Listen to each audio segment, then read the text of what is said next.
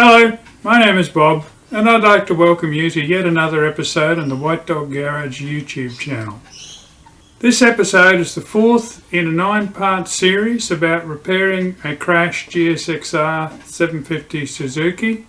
In this episode I replaced the bar end weights, the handlebar grips, the brake and clutch levers and the air intake tubes.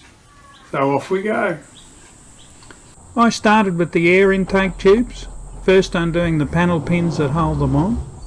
They are the Phillips head screw style that I mentioned in part 3, but as I said there, sometimes the screw thread messes up and you have to resort to just prying them out. The right one has the fuse block attached and its plastic clips had to be released to free it from the tube.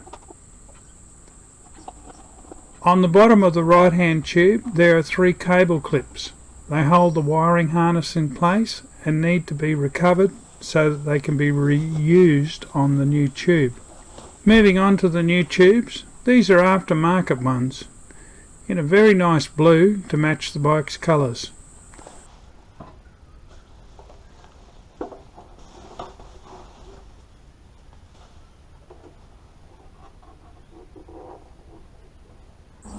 After making sure they were undamaged, I fitted the recycled cable clips.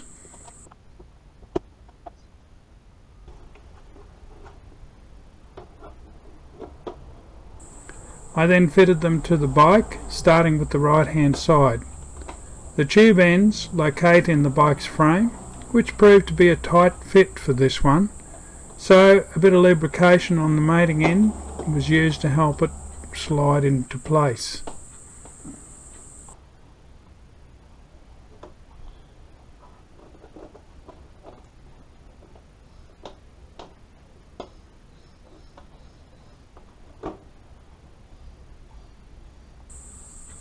I then ran the wiring harness along the underside of the tube, slinging the fuse block over the top, which I then fitted to its allocated recess on the top of the tube.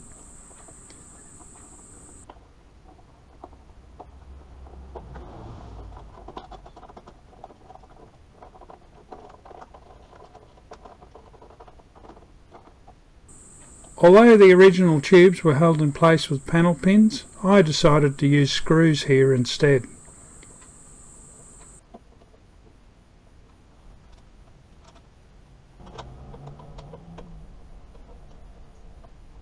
With no cables to run, fitting the left-hand side tube was simply a matter of inserting it into the frame and securing the front mount with a screw.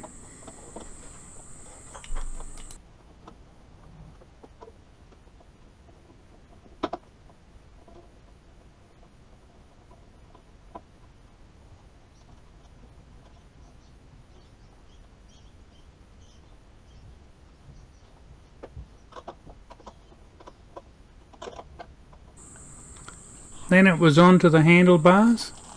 The owner had provided replacement front brake and clutch levers, hand grips and bar end weights, all to be fitted. I borrowed my wife's hairspray for the job, for reasons which will become obvious later in the video.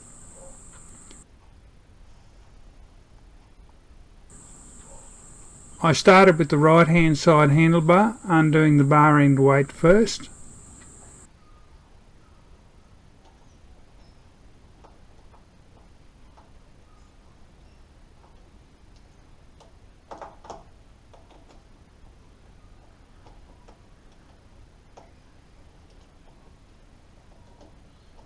The GSXR handlebars are hollow and the weight is held in place by an expanding rubber plug.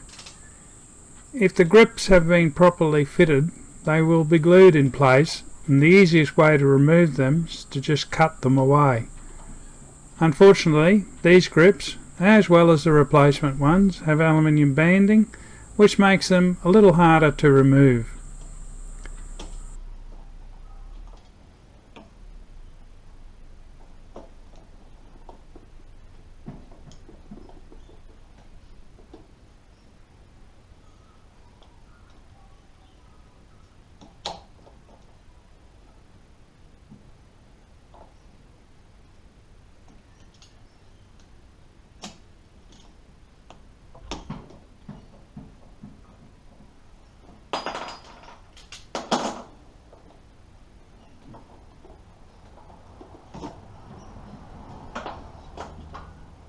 However, with the last band finally cut off, I cut away the remaining rubber and could then fit the new one. The replacement hand grips have different diameters. Can you guess the reason?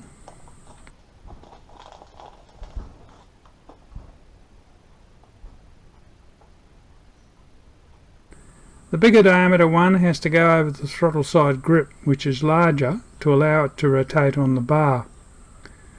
This is where the hairspray comes in. It acts both as a lubricant and an adhesive for the rubber grip onto the handlebar. Don't let the hairspray dry on the rubber, but after applying it, immediately fit the grip to the handlebar.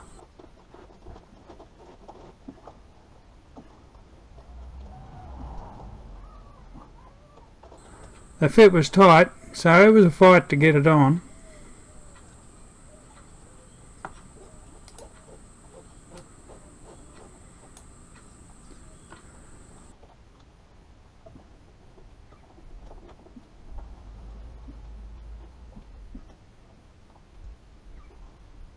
When I finally had it on, I then made sure it was sitting straight.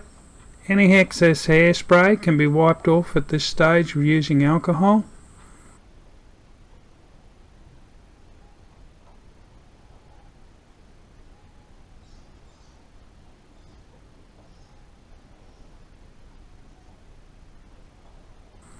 The grip was slightly too long and I used a knife to trim the rubber end. If I didn't do this, the grip end would bind on the bar end weight, hindering throttle movement, effectively holding the throttle open. Not a good thing.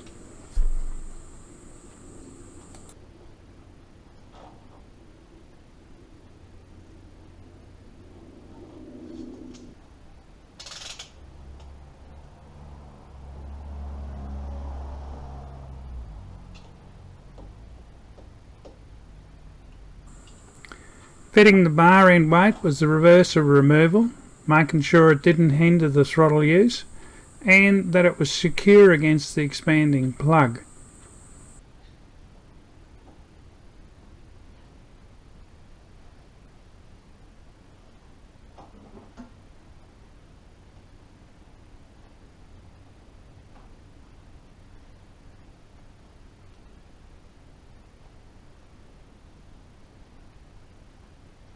And also making sure the rider could see the GSXR emblem.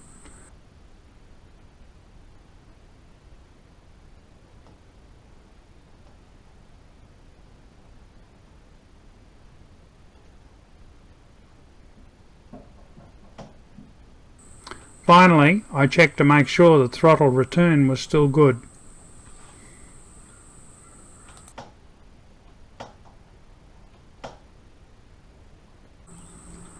Then it was on to replacing the front brake lever, starting with unscrewing and removing the pivot bolt.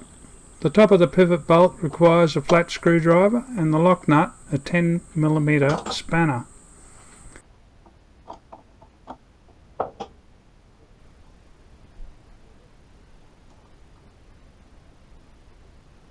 After which the old lever came straight out.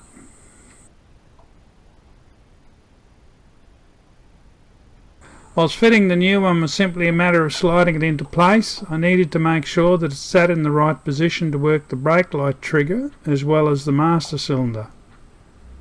Before I put the pivot bolt back in place, I applied a smear of grease to it.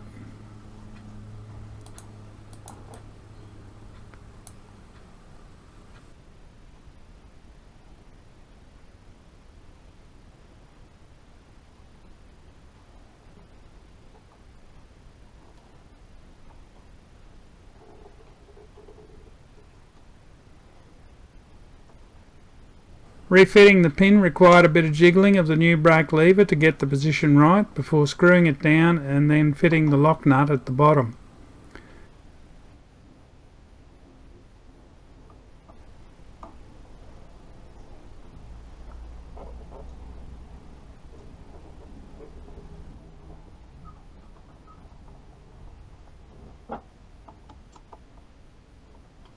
Quick wipe of the surfaces and it was on to the clutch lever.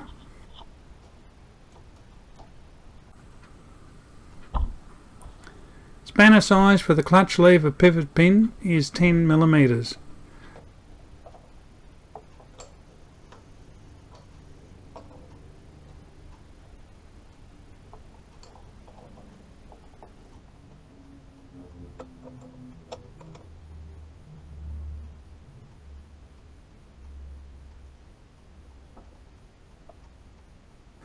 After removing the pivot pin, I slackened the clutch cable tension. This was done by winding the screw adjuster in.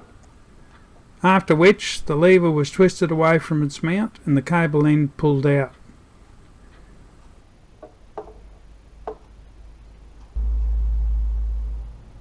With the new handle fitted to the cable and in position on the mount, I applied a smear of grease to the pivot pin before refitting it.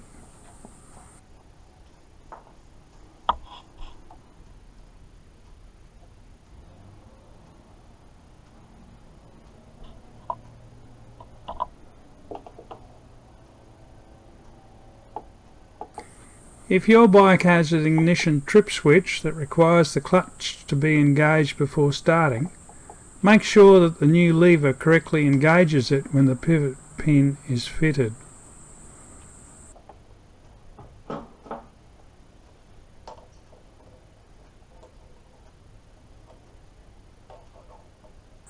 I then screwed home the pivot pin.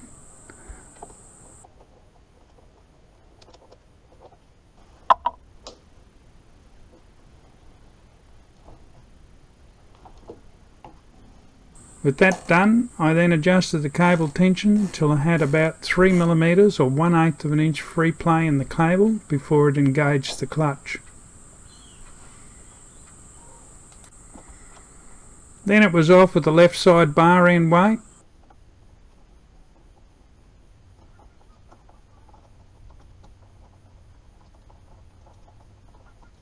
Before hacking away the old grip with knife and multi-grips.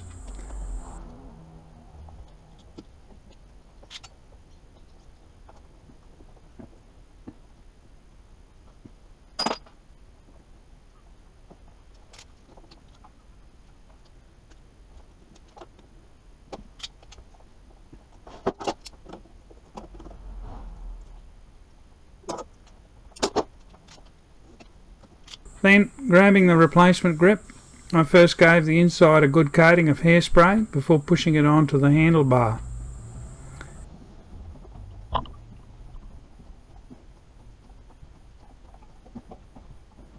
If the grip starts to stick prematurely, don't be afraid to apply some hairspray to the handlebar to act as further lubrication, as I did here.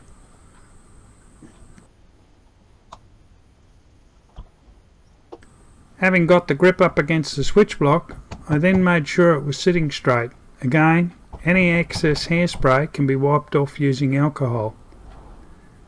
There is no need to trim the grip end on this side as it does not move. So I then just fitted the new bar end weight and screwed it home, and it was done.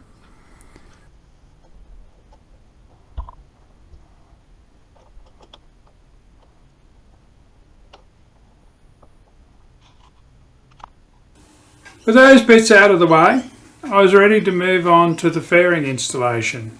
In part 5, I will start the fairing installation with the headlight cowling, so stay tuned. Of course, the best way to know that there is a new episode being loaded is to subscribe to the channel. It's easy, hit the subscribe bar down below. While you're there, ding the bell, and you'll get a notification from YouTube when the next episode from the White Dog Garage YouTube channel loads. Thank you once again for watching.